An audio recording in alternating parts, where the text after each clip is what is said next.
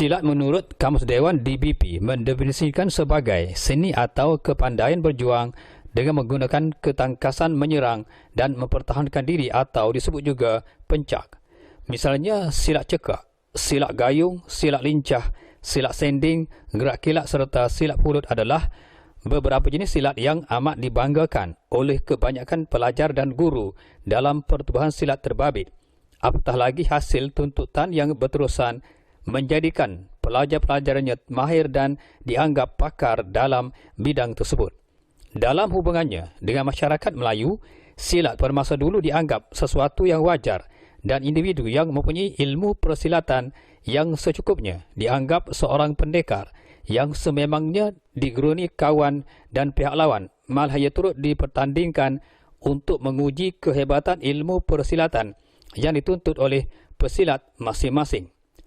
Membicarakan tentang silat ini, terdapat banyak jenis silat yang dituntut, disebarkan malah telah diperkembangkan dalam dunia persilatan Melayu di mana kebanyakan pelajar-pelajarnya perlu mempelajari beberapa jenis jurus asas untuk menjadi seorang pesilat yang mahir. Namun, percayakah anda bahawa dalam kategori ilmu persilatan Melayu itu terdapat jenis silat yang boleh dipelajari dan dipraktikkan sendiri tanpa memerlukan seorang guru? Bagi mendapatkan gambaran jelas tentang keanehan jenis silat berkenaan, CRTV telah menemui pengasas Mind Game Groups, pengasas Pusat Rawatan Kalbu Salim serta pengasas produk Herba Anugerah Alam dan Kelantan Alternative Terapi dan Training Center, Profesor Dr. Haji Shahrin Abdul Rahman, tentang pengalaman beliau berhubung dengan silat tersebut. Menurut Profesor Dr. Haji Shahrin, dalam tahun 1974, iaitu sewaktu berusia 13 tahun, beliau telah bertemu dengan seorang guru yang dikenali Pak Niklah Langgar Kota Baru yang telah mengajarkannya silat gaib yang dinamakan silat isim tanpa guru atau di Kelantan dikenal juga sebagai silat seru. Silat ini menurutnya perlu diamalkan selama 7 hari. Setelah dimandi limaukan menurut cara dan langkah sebagai ijazah dalam silat seru ini, beliau terus diisikan dengan satu tenaga yang menyebabkan badannya terasa bergetar dan dalam masa yang sama seluruh tubuhnya berasa kebas-kebas ringan. Paling menghairankannya, dalam waktu beliau memperolehi tenaga itu, Profesor Dr. Haji Shahrin ternyata dapat melakukan gerak silat secara perlahan dan dianggapnya sumbang kerana beliau sebenarnya tidak pernah mempelajari silat. Beliau akhirnya diminta oleh gurunya itu supaya pulang, tetapi perlu melakukan amalan selama 7 hari pula. Setelah genap 7 hari amalan, beliau terus boleh bersilat dengan pantas walaupun tanpa belajar secara asasnya. Profesor Dr. Haji Shahrin juga banyak pengalaman berhubung dengan ilmu silat gaib ini dari beberapa orang guru di Kelantan, termasuklah silat pertamanya dikenali silat lintau daripada guru pertamanya dikenali Pak Niklah Langgar Kota Baru pada tahun 1974. Manakala silat isim tanpa guru itu tadi pada tahun 1975. Minatnya terhadap silat gaib tersebut terus menyemarakkan lagi tekannya apabila pada tahun 1976 beliau seterusnya mempelajari pula silat lintau dengan Ayah El atau Ismail di Jalan Teliput Kota Baru, silat gerak ilham dari Su Sabak Kota Baru pada tahun 1980, silat gayuman pertama dan ketiga dari Pak Ani Pasiho Kota Baru pada tahun 1981, silat tapak suci dari Pak Suhim Tanjung Cat Kota Baru pada tahun 1981, silat gerak hak dari Pak Su Juna Semerak Pasir Putih pada tahun 1986, silat isim tanpa guru pada tahun 1988, silat Al-Asra dari Ayah Wan Kok Lanas Kota Baru pada tahun 2000 dan ramai lagi. Semenjak memperolehi ijazah ilmu silat gaib dari beberapa orang guru berkenaan, beliau mengalami beberapa pengalaman ngeri yang tidak mungkin dapat dilupakan sehingga hari ini. Kejadian pada bulan November tahun 1982 sewaktu beliau menjalani latihan percubaan sebagai inspektor polis di Tupah, Kedah. Beliau telah diserang seekor ular tedung yang amat besar. Pada waktu itu, beliau bersama rakan-rakannya yang seramai 5 orang sedang menjalankan latihan rondaan. Pada masa kejadian kehadiran ular tedung itu, anak telinganya dapat menangkap seperti bunyi ayam berkokok. Rakan-rakannya tidak menaruh sebarang kebimbangan kerana menganggap bunyi tersebut adalah kokokan ayam hutan semata-mata. Namun gerak hatinya beranggapan bunyi tersebut bukannya ayam hutan tetapi seekor ular tedung. Dalam sekelip mata, tangan saya seperti menepis sesuatu benda. Rifle M16 yang saya pegang terlepas dari tangan dan dalam masa yang sama, saya dapat melihat ada seekor ular tedung besar sedang berada di hadapan saya. Secara reflex action, saya telah bersilat dengan ular tersebut yang berdiri dengan ekornya dan cuba hendak mematuk saya. Tepisan demi tepisan dapat saya lakukan dan akhirnya ular itu mengalah yang akhirnya berlalu dari situ. Saya dapat melihat panjangnya ular tedung itu lebih kurang 3 hingga 4 meter. Rakan-rakan saya yang ada bersama dalam keadaan kaget hanya dapat memerhatikannya sahaja. Dari situ mereka percaya saya pandai bersilat, tetapi saya beritahu mereka yang saya tidak tahu bersilat. Ini semua adalah hasil gerakan dari silat gaib itu, katanya kepada penulis yang membuka tirai tentang silat gaib yang jarang diketahui oleh ramai rakyat Malaysia tentang kewujudan jurus berkenaan.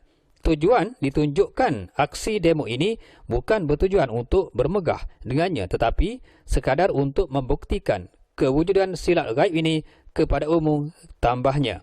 Menurut Profesor Dr. Haji Shahrin lagi, silat gaib yang sering disebut silat tanpa guru, silat seru atau pencak gerak karomah adalah suatu keilmuan yang dapat mewujudkan satu bayangan gerak imaginatif atau bayangan atau khayalan menjadi satu gerakan yang benar-benar betul dalam diri manusia yang mempelajarinya.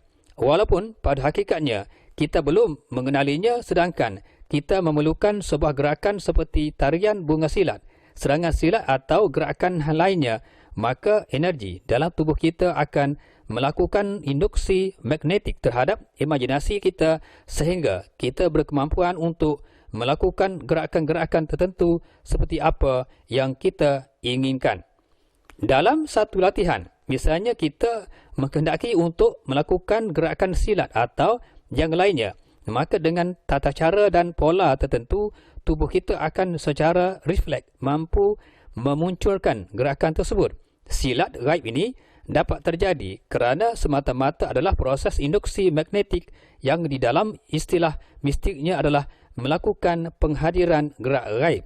Dengan pemahaman tersebut bahawa silat gaib itu sangat mudah sekali untuk dipelajari dan boleh dilakukan oleh sesiapa sahaja termasuk orang awam sendiri. Hakikatnya ia tidak ada sangkut paut dengan jin atau khodamnya kerana ia merupakan induksi magnetik badan, tegas Profesor Dr. Haji Shahrin lagi.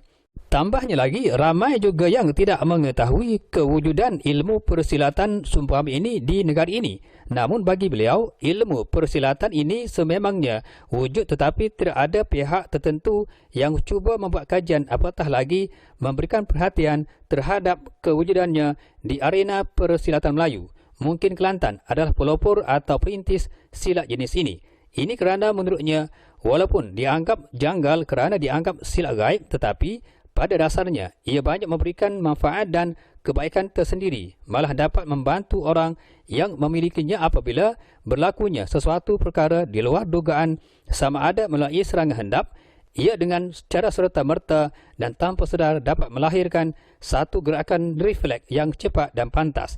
Saya masih ingat pengalaman pada tahun 1989, iaitu dalam perjalanan pulang dari rumah kawan saya di Kampung Cerang, Kota Baru, Kelantan, saya telah diserang oleh sekumpulan pemuda seramai lebih kurang 10 hingga 15 orang.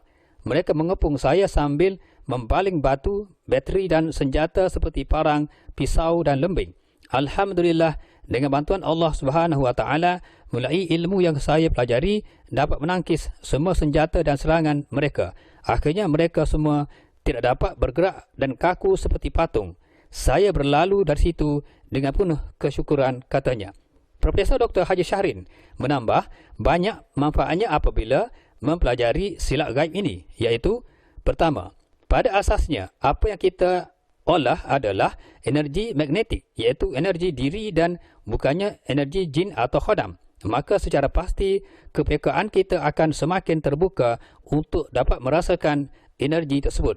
Dengan demikian akan sempurnalah di dalam kita melakukan gerakan-gerakan gaib tersebut. Kedua, putaran energi magnetik secara automatiknya akan membuka semua simpul energi di dalam diri kita secara sistematik. Dengan kata lain, ia tentunya dapat membantu di waktu kita sedang berlatih dengan ilmu yang lainnya, kerana energi magnetik adalah satu elemen yang paling mendasar di waktu kita mempelajari ilmu hikmah pada khususnya. 3. Dengan semakin mantap energi diri yang kita bangunkan, maka akan semakin terbuka ketajaman batin kita untuk melakukan pengesanan magnetik, yakni keberadaan sesuatu penyakit, jin atau yang lainnya. Keempat, secara spiritual, latihan silat gaib dengan pola latihan tertentu adalah merupakan bahagian pembentukan atau suntikan spiritual dalam diri kita yang tentunya akan berkaitan dalam pembentukan sifat diri kita. Kematangan kita dalam berlatih silat gaib akan memberikan kemampuan potensi energi ilahiyah dalam diri kita dan akan semakin melengkapi sepelbagai ragam ilmu hikmah yang ada. Namun, walaupun pergerakan tersebut merupakan pergerakan refleks, kita harus berlatih setiap hari agar pergerakan tersebut dapat menyatu bersama diri kita. Situasi ini samalah dengan seseorang yang belajar silat secara fizikal yang memerlukan masa untuk pandai dan lincah, sambung Profesor Dr. Haji Syahrin lagi. Justru dengan pemahaman silat gaib ini, maka secara jelas individu yang mempelajarinya akan dapat memahami ilmu hikmah dan demikian secara proporsional tanpa menghilangkan sudut spiritualnya, tetapi akan tetap dalam wacana keilmuan sehingga secara akidah kita akan tetap terjaga. Ini kerana segala perbuatan atau gerakan yang berlaku adalah datangnya dengan keizinan Allah SWT. Setiap permohonan hanyalah kepada Allah SWT tanpa bergantung kepada makhluk lain seperti jin atau khodamnya atau yang sejenisnya. Bahkan sewaktu sedang bersilat, individu berkenaan sebenarnya sedar 100%.